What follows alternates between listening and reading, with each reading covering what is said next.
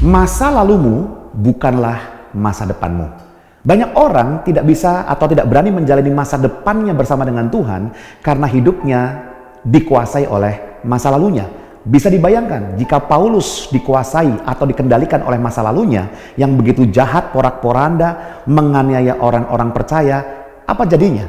Dia mungkin tidak berani melangkah menjadi rasul yang hebat, yang luar biasa dipakai Tuhan.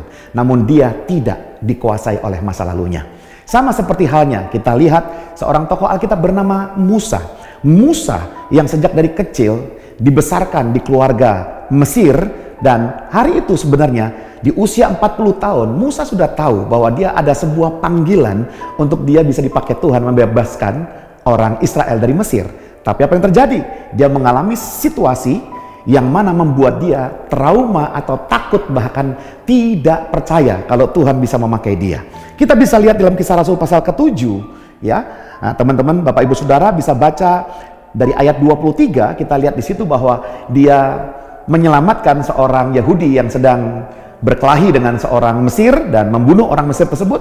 Dan keesokan harinya ada orang Yahudi yang berdua sama-sama Yahudi dan berkelahi, memisah mereka. Namun justru respon dari orang Yahudi yang diberikan nasihat oleh Musa sangat-sangat tidak baik. Kita bisa membaca ayat 28 dikatakan, apakah engkau bermaksud membunuh aku sama seperti kemarin engkau membunuh orang Mesir itu? Dan ayat 29 penting sekali, mendengar perkataan itu larilah Musa dan hidup sebagai pendatang di tanah Midian. Berapa banyak dari kita lari dari panggilan Tuhan? Berapa banyak dari kita lari dari masa depan kita? Padahal masa depan kita belum terlihat, kita sudah melarikan diri dari masa depan kita. Karena apa? Karena peristiwa yang tidak menyenangkan di masa lalu kita. Hari ini Bapak Ibu Saudara, coba lihat dalam kehidupanmu, apa yang membuatmu tidak mau dipakai Tuhan, tidak berani dipakai Tuhan, atau bahkan tidak maksimal dipakai Tuhan. Kita lihat kehidupan Musa, ketika Tuhan menampakkan diri dalam semak duri itu, maka Musa banyak beralasan.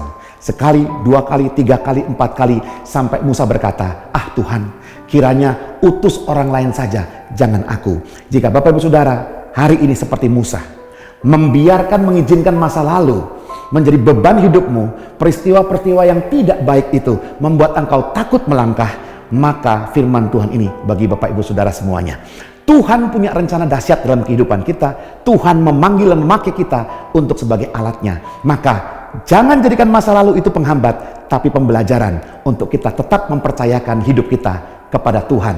Percayalah, Tuhan yang berjalan di depan kita, maka Tuhan yang akan bekerja melalui kehidupan kita. Tuhan Yesus memberkati.